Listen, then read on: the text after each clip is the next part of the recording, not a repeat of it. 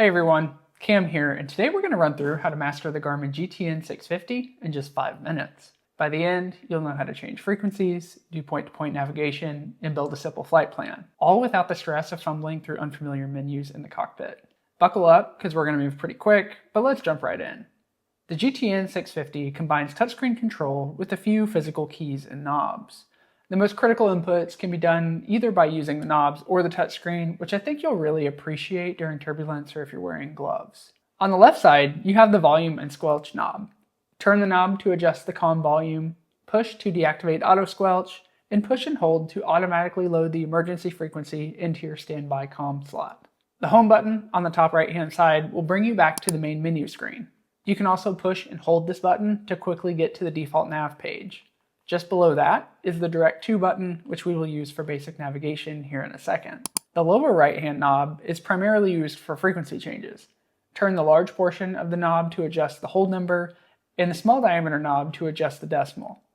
Pushing and holding this knob will flip-flop the frequencies, making the standby frequency become active.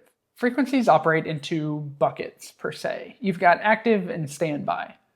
Tap on the standby area to open the frequency entry window. From there, you can either type it in, use the knob, or look it up in the frequency finder. When you're ready, press enter to retain it in standby, or hit the transfer button to make it instantly active. The monitor button is nice for getting ATIS while still being able to listen to center or approach. Another pro tip, you can omit the 1 at the beginning and any zeros at the end of a frequency. For example, if I wanted to quickly reach Bolivar Unicom at 123.00, I can just press 2, 3, and enter, and now I've changed frequencies with only 3 taps. Now, let's talk about basic navigation. The fastest way to get where you want to go is through the Direct To button. Tap Direct To, enter the airport or waypoint ID, press Activate, and you're navigating. You'll see the magenta course line immediately appear on the map screen, aiding in navigation.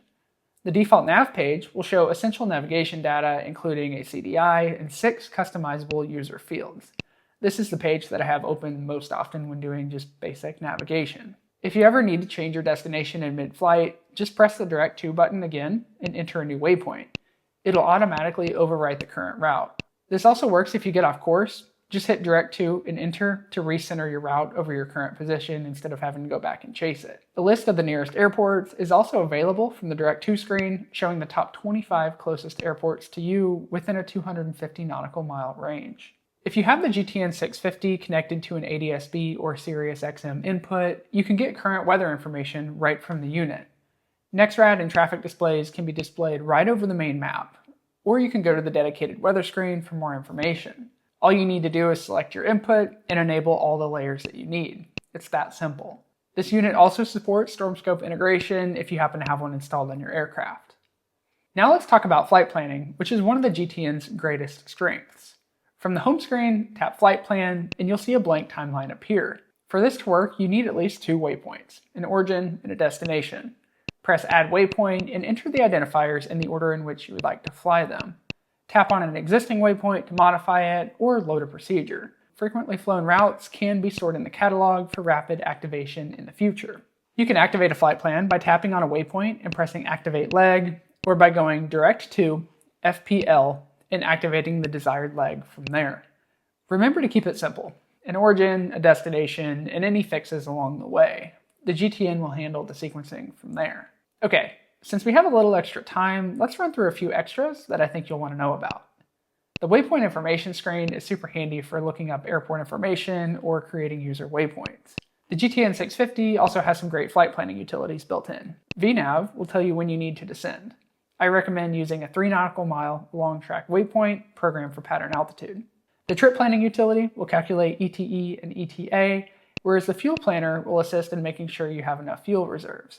Lastly, the density altitude, true airspeed, and winds aloft utility will calculate just that, which is super handy for if you need to give a PIREP. And that's your GTN 650 in just 5 minutes. From comms and nav to basic flight planning, this GTN has it all. If you found this video helpful, be sure to check out my full GTN 650 tutorial for a deep dive into this unit. If you're currently using one and have some tips, be sure to share them in the comments. I'm Cameron Carr, thanks for watching, and we'll see you in the next video.